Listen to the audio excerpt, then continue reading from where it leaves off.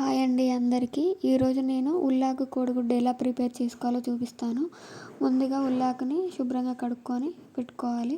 ప్యాన్లో ఆయిల్ వేసి అందులో ఉల్లిగడ్డలు వేసి మగ్గాక కొంచెం చిటికెడు పసుపు వేసి కలుపుకోవాలండి. ముందుగా మనం కడిగి పెట్టుకున్న ఉల్లాకుని అందులో వేసేయాలి. వేసేసి మొత్తం వేసేసి మూత పెట్టుకోవాలండి. ఒక 5 నిమిషాల తర్వాతకి మూత తీసి ఆ నీరు అంతా పోయిందాక కలుపుకోవాలి. కలుపుకొని కారం వేసుకోవాలండి తగినంత.